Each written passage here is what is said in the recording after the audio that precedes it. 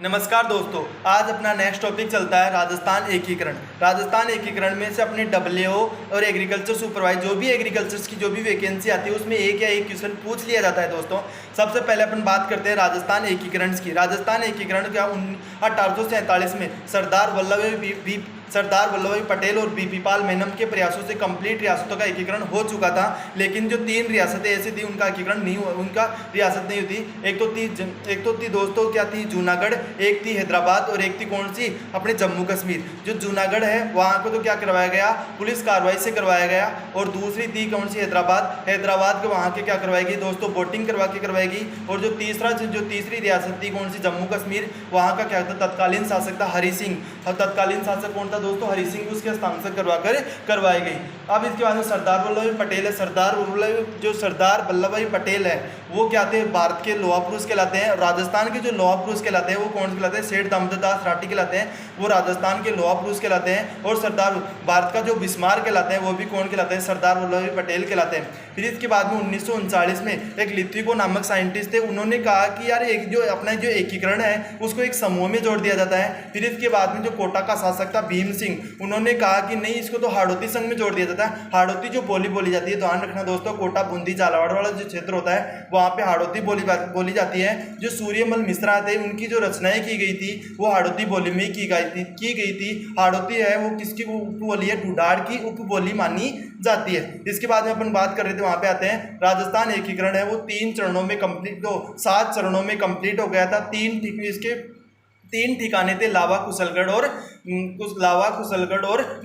निमराना था दोस्तों, अलवर में था। और जो लावा था वो कहाँ पे था दोस्तों, टोंक था। ध्यान रखना, एक जो मुस्लिम रियासत थी वो कौन सी थी, टोंक रियासत ही थी दोस्तों। और जो कुशलगढ़ था वो कहाँ पे था दोस्तों, बांसवाड़ा में था। कहाँ पे था, बांसवाड़ा में था। इसकी 19 रियासतें थी, 3 ठिकाने थे, 3 ठिकाने, एक केंद्रीय प्रदेश राज्य था, अजमेर मेरवाड़ा था। इसके बाद में जो राजस्थान एकीकरण है वो कंप्लीट हो गया था 8 वर्ष 7 माह और 14 दिन में कंप्लीट हुआ। ये क्वेश्चन है जो पिछली बार जो असिस्टेंट एग्रीकल्चर ऑफिसर की जो एग्जाम हुई थी डब्ल्यूओ की, उसमें ये क्वेश्चन पूछा गया था दोस्तों। इसके बाद में सबसे प्राचीनतम जो रियासत थी वो मेवाड़ रियासत थी, सबसे बड़ी रियासत थी वो मारवाड़ रियासत थी, सबसे छोटी रियासत थी सापरा भिलवाड़ा रियासत थी, और सबसे निम्नतम रियासत है दोस्तों वो कौन सी है दोस्तों, झालावाड़ रियासत थी। अब इसके बाद में जब अपन बात करते हैं के मुंशी के कहने पर राजस्थान एकीकरण के जो प्रथम चरण था उसका नाम मत्स्य संघ रख दिया गया था दोस्तों। और जो धौलपुर और भरतपुर है वो यूपी में जाना चाहता था, लेकिन अपन क्या करवा दिया, शंकरादेव आयोग चलवाया गया, उसमें जनमत करवाया गया,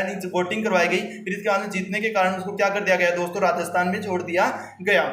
इसके बाद में सबसे निर्वाचित जो मुख्यमंत्री थे वो टीकाराम पालीवाल थे। जो मनोनीत जो मुख्यमंत्री थे वो हरिलाल शास्त्री थे, और मनोनीत और निर्वाचित जो मुख्यमंत्री थे वो थे जयनारायण व्यास था, जिसे धनों का धनी भी कहा जाता है। इसके बाद में जो बांसवाड़ा का शासक था चंद्रवीर सिंह, उसने अपने हस्ताक्षर करते हुए कहा कि मैं तो अपने डेट वन का हस्ताक्षर कर रहा हूँ। अब प्रथम जो अपने 7 चरण थे उनकी बात करते हैं, कौन कौन से चरण थे। प्रथम जो चरण था वो मत्स्य संघ था, दूसरा जो चरण था वो पूर्वी राजस्थान था, तीसरा चरण था वो था संयुक्त राजस्थान था, चौथा चरण था व्रत राजस्थान था और व्रत राजस्थान था, और जो 5वां चरण था वो संयुक्त व्रत राजस्थान था। और इसके बाद में जो छठवां जो चरण था वो था दोस्तों कौन सा था, वो था अपने राजस्थान। और जो 7वां चरण था वो पूर्ण गठित राजस्थान था। जो प्रथम चरण था उसकी जो स्थापना हुई थी वो हुई थी 18 मार्च 1948 में हुई थी, और दूसरे की हुई थी वो हुई थी 25 मार्च 1948 में हुई थी। और जो तीसरा चरण था वो हुआ था दोस्तों 18 अप्रैल 1948 में। और जो चौथा चरण था उसकी स्थापना हुई थी दोस्तों कब हुई थी, 30 मार्च 1949 में हुई थी। और जो 5वां चरण था उसका होता 15 मई 1949 में हुई थी। और जो 6वां चरण था वो होता दोस्तों अपने 26 जनवरी 1950 में होता। और जो 7वां चरण था वो होता 1 नवंबर 1956 में होता। राजस्थान दिवस बनाया जाता है वो बनाया जाता है दोस्तों 30 मार्च को बनाया जाता है। और स्थापना दिवस बनाया जाता है वो 1 नवंबर को बनाया जाता है। और राजस्थानी भाषा दिवस बनाया जाता है वो बनाया जाता है दोस्तों 21 फरवरी को बनाया जाता है। इसके बाद में नेक्स्ट अपन बात करते हैं दोस्तों इसकी जो रियासतें कौन कौन सी थी। प्रथम चरण था उसकी जो रियासत थी अलवर, भरतपुर, धौलपुर, करौली थी, ABCD थी। और जो दूसरा चरण थी उसकी जो रियासतें थी बापू, बारू, कीटो, फिरंगे, ये रियासतें थी। और जो तीसरा चरण था उसकी जो रियासतें थी वो थी दोस्तों जो दूसरा प्लस दूसरे चरण की जो रियासत थी उनको प्लस उदयपुर जोड़ दिया गया था। और जो चौथा चरण था उसमें जयपुर जो तीसरी प्लस जयपुर, जोधपुर, जैसलमेर और बीकानेर को जोड़ दिया गया था। और जो अपने पांचवी जो रियासत थी उसमें चौथी रियासतें थी और जो पहली रियासत थी उन दोनों को जोड़कर कंप्लीट किया गया था।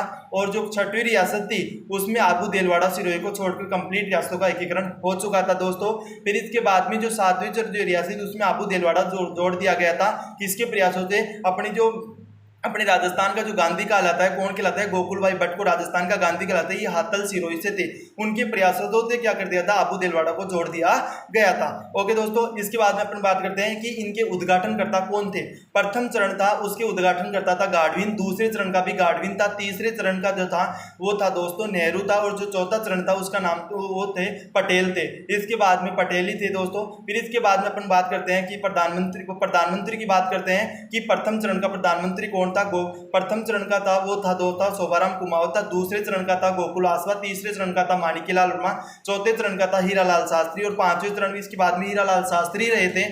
और जो सातवें चरण का बाद इसके बाद में कि प्रधानमंत्री बदलकर उसको मुख्यमंत्री कर दिया गया था, वो कौन था? मोहनलाल सुखाड़िया था, जो 17 वर्ष तक इनका काल चला था दोस्तों। इसके बाद में अपन बात करते हैं कि इसकी राजधानी कौन कौन सी थी। जो अपने प्रथम जो चरण था उसकी राजधानी बनाई गई थी अलवर को बनाई गई थी, दूसरे चरण था उसकी राजधानी अपन को बनाई वो उदयपुर को बनाई गई, वो कोटा को बनाई गई थी, और तीसरा चरण उसको उदयपुर को बनाई गई थी। फिर इसके बाद में जो चौथा चरण था उसकी राजधानी बनाई गई थी जयपुर को बनाई थी। इसके बाद में जयपुर ही राजधानी अभी भी फिलहाल जयपुर है। फिर इसके बाद में क्या कर दिया गया? राज प्रमुख थे जो प्रथम चरण था उसका राज प्रमुख था वो धौलपुर का शासक था उदयभान सिंह था, दूसरे चरण का था वो अपने जो कोटा का शासक था भीम सिंह था, और जो तीसरे चरण है उसके जो अपने जो राज प्रमुख थे वो थे उदयपुर का था भूपाल सिंह था। और इसके बाद में जो अपने जो चौथे चरण था उसके था दोस्तों कौन था? वो मान सिंह था। इसके बाद में अपना क्या कर दिया? सातवें चरण में इनको राज प्रमुख की जगह बदल कर उसके बाद में चौथा चरण का सातवें चरण का था वो कौन था दोस्तों? निहाल सिंह था। थैंक यू दोस्तों। अपने जो अपने चैनल्स को ना इसके बाद में अपन बात करते हैं दोस्तों। इसके बाद में अपना क्या होता है, जो अपने ये राजस्थान एकीकरण था वो टॉपिक कंप्लीट होता है दोस्तों। अपन हमारे जो चैनल्स पे बनी रही है दोस्तों, हम आपके न्यू जो भी कोई न्यू टॉपिक होगा अपने जो डबल असिस्टेंट एग्रीकल्चर ऑफिस में पूछा जाने वाला जो टॉपिक होता है उसी के बारे में हम आपके चर्चा करेंगे दोस्तों। हमारे चैनल्स को लाइक शेयर और सब्सक्राइब जरूर कीजिए दोस्तों। थैंक यू दोस्तों, धन्यवाद दोस्तों।